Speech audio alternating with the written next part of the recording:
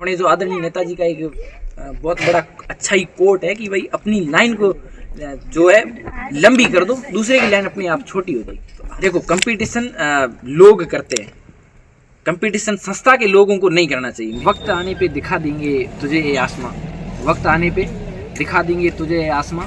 हम अभी से क्यों बताएं हमारे दिल में क्या है। भविष्य में आने वाले जो तेवर है वो देखकर हो सकता है दुनिया में बवाल उठ जाए। वहीद खान नाम करके एक कोई विद्यार्थी है जिसका चयन हुआ है दिल्ली यूनिवर्सिटी में पीएचडी में इतिहास विषय में चयन। हम अपनी लाइन को लंबी कर रहे हैं, बाकी काटते नहीं, किसी को काटते नहीं। हम अपना चाहते हैं कि आप अपने रास्ते पे बेशक आप सफल होइए। मैं गांव के दोस्त थे, आपस में बिछड़न वगैरह हो गया था, आपस में हम दोनों नाराज भी थे, लेकिन जब उनका नवोदय में चयन हुआ था तब नवोदय में चयन हुआ, यहाँ पे मैंने माला पहना कर उनका स्वागत है, सम्मान कराया। कहते हैं भाई दूसरों से सुनोगे तो हमें बुरा ही पाओगे, दूसरों से सुनोगे तो हमें बुरा ही पाओगे, हमसे मिलोगे तो हमें जान पाओगे।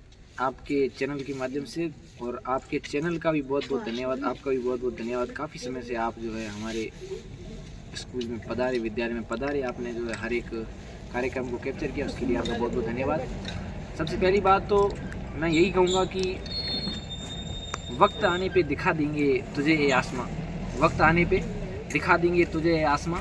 हम अभी से क्यों बताएं हमारे दिल में क्या है।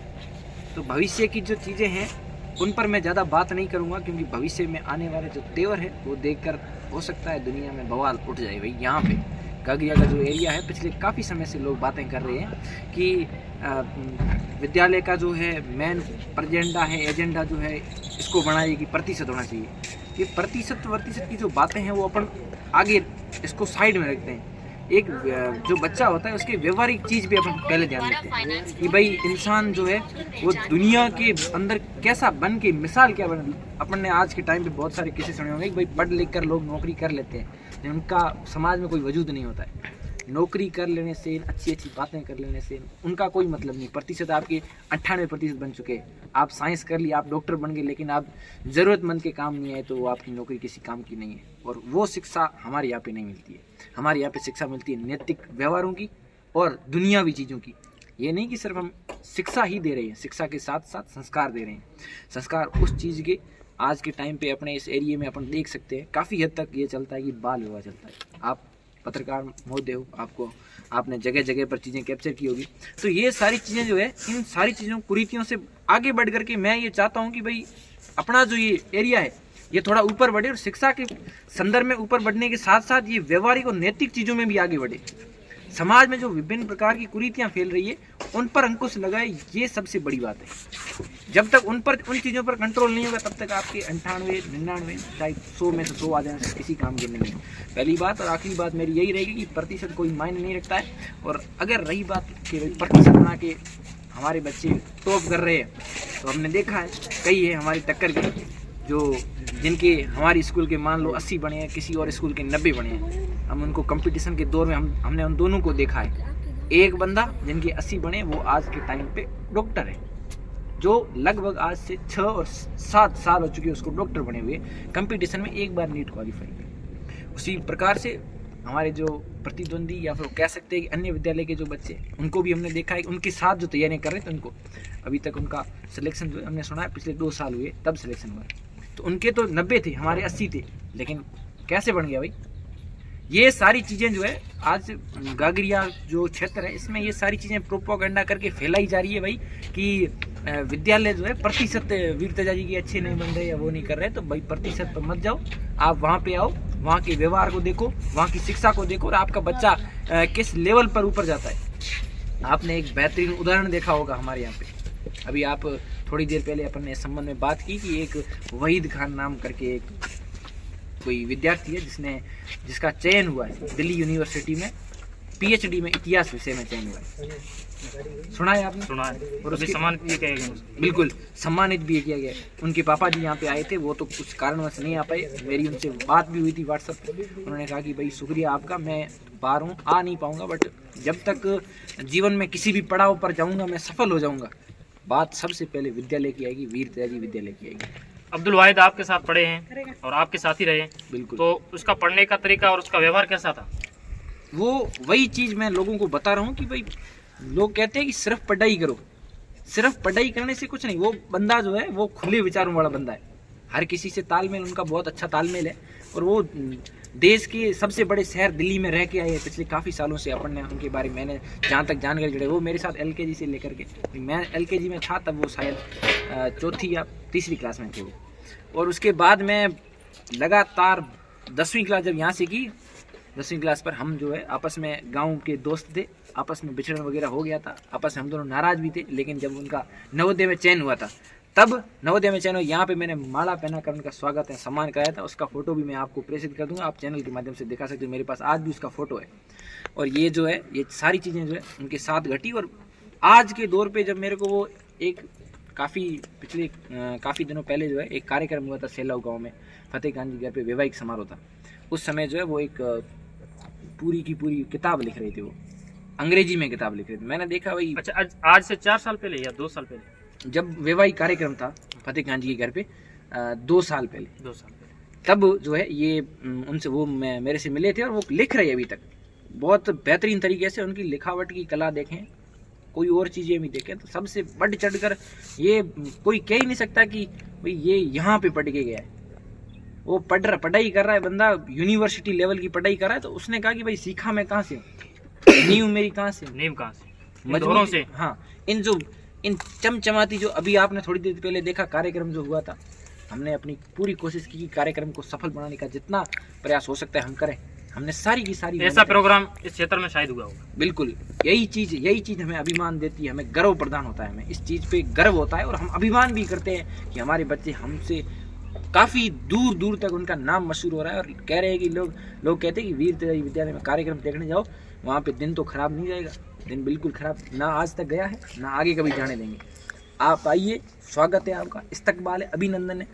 तो मैं कुछ 1-2-4 चीज़ें हैं जिनके बारे में मैं संदर्भ में बातचीत करूं, इसके लिए आपके पास भी आज टाइम नहीं है। तो मैं कुछ चीज़ें जो है आपको अगले इंटरव्यू में ज़रूर बताऊंगा। लेकिन आज के लिए मैं इतना कह दूं कि भाई आज जितने भी लोग आए, सबके सामने मैंने जो बातें रखी वो आपने सुनी होगी आपके इंटरव्यू के माध्यम से, और आपने जो वीडियो बनाई उसके माध्यम से आपके पास आ गई होगी। बिल्कुल, आप यूट्यूब चैनल पे भी अपलोड कर दोगे।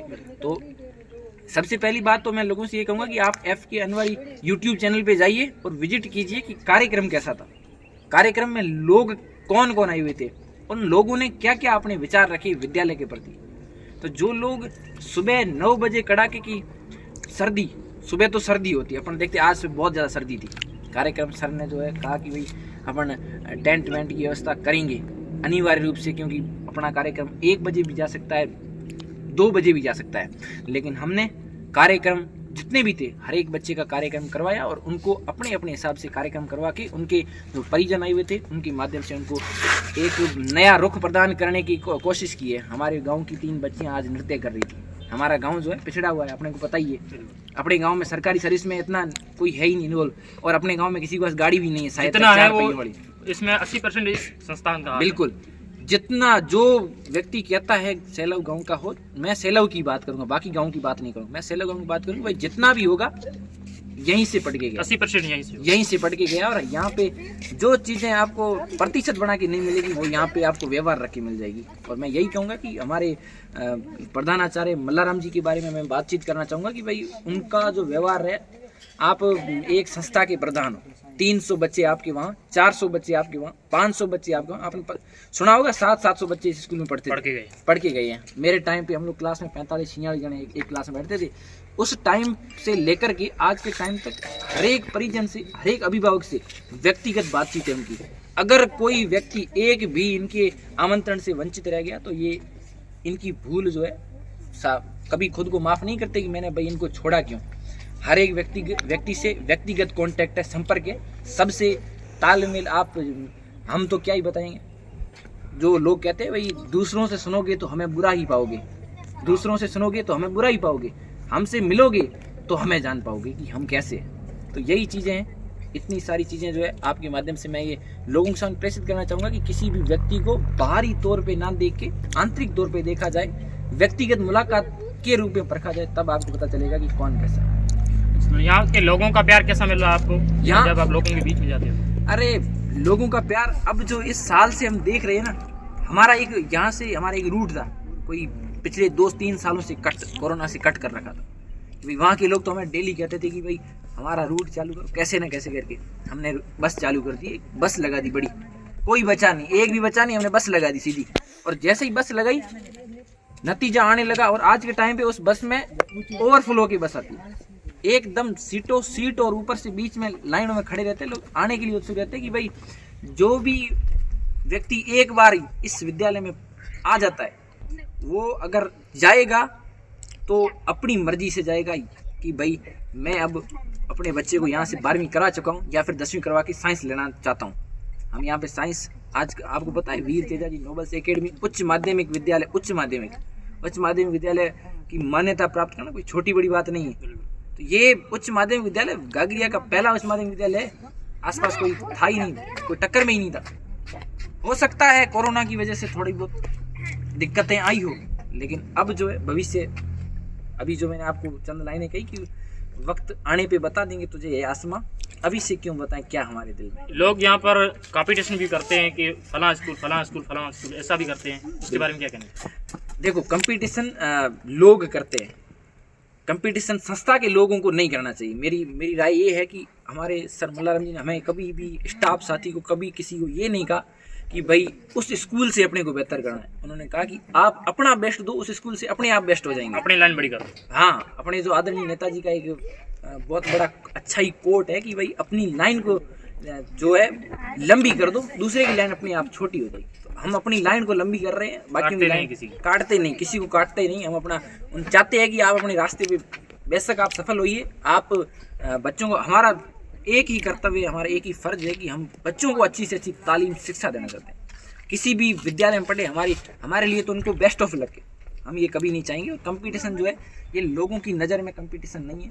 कंपटीशन रखना किसका चाहिए? कंपटीशन उसका रखना चाहिए कि चीज़ें जो है दुनिया में जो चीज़ें काम आती है वो कहाँ पे अपने को मिलती है। सिर्फ शिक्षा तो आपको पता ही है, शिक्षा से कुछ नहीं होना, सिर्फ किताबी ज्ञान से कुछ होता ही नहीं, आपको भी अच्छे से पता होगा। हाँ सही, व्यवहार होना चाहिए। व्यवहार सबसे बड़ी चीज़ तो व्यवहार होती है।